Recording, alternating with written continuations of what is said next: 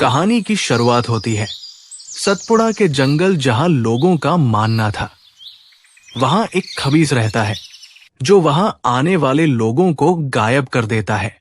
ये आज तक किसी को पता नहीं चला कि वो लोग कहाँ गए और उनके साथ क्या हुआ। राहुल, अंकुश और सीमा, 3 दोस्त छुट्टियों में ट्रैकिंग के लिए मध्य प्रदेश के सतपुड़ा जंगलों की ओर निकले। उन्होंने एक लोकल गाइड को मना कर दिया।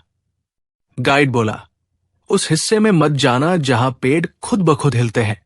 वहां जंगली खबीस रहता है जो लोगों को गायब कर देता है। आए थोड़ा संभल कर जाता है। आए राहुल ने हंसते हुए कहा, अरे बाबा, ये सब पुरानी कहानियां हैं। हम जंगल देखने आए हैं, डरने नहीं। लेकिन उन्हें क्या पता था, उन्होंने जिस रास्ते पर कदम रखा था वहां से कभी कोई लौट कर नहीं आया। वो लोग धीरे धीरे जंगल की ओर बढ़ने लगे। आज जब वो जंगल में चल रहे थे तो उन्हें अजीब अजीब आवाजें सुनाई दे रही थी। एक जगह रुककर वो लोग टेंट लगाने की जगह ढूंढने लगे। तभी उन्हें एक बड़ा सा पेड़ दिखा। राहुल ने कहा, यह जगह सही है टेंट लगाने के लिए। आए उन्होंने टेंट लगाया और वही आग जलाकर बैठ गए और आपस में बातें करने लगे। अगली रात जब वे जंगल के अंदरूनी हिस्से में टेंट लगाकर बैठे थे, तभी सीमा ने एक अजीब सी आवाज सुनी। जैसे कोई जानवर नहीं बल्कि इंसान और जानवर के बीच का कुछ चीख रहा हो, जिसकी आवाज बहुत डरावनी थी। वो लोग आपस में बात कर ही रहे थे कि अचानक उन्हें फिर से वही आवाज सुनाई दी। रात के सन्नाटे में एक डरावनी गूंज फैल गई, तुमने मेरी नींद तोड़ी है। अचानक टेंट हिलने लगे। पेड़ बिना हवा के झूम रहे थे। एक काली परछाई पास आती जा रही थी।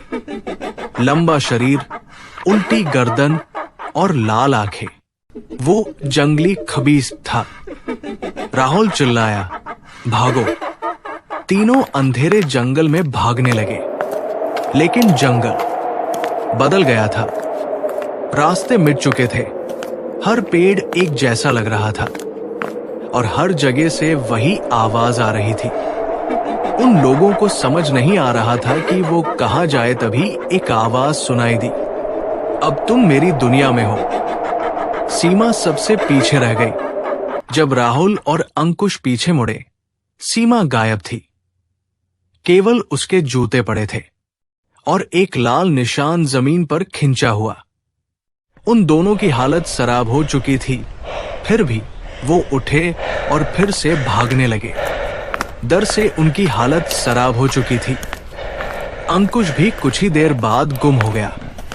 लेकिन राहुल डर की वजह से राहुल ने पीछे मुड़कर देखा भी नहीं कि अंकुश गायब हो चुका है। राहुल किसी तरह भागता हुआ सुबह गांव पहुंचा, बदहवास, कांपता हुआ।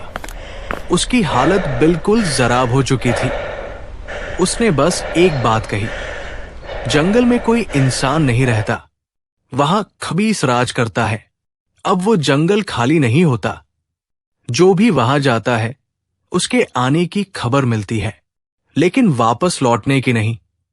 गांव वाले उस जंगल को आज भी कहते हैं जंगली खबीस का इलाका। रात को अगर पेड़ अपने आप हिले, अगर हवा में फुसफुसाहट हो, तो समझ लो वो जाग गया है।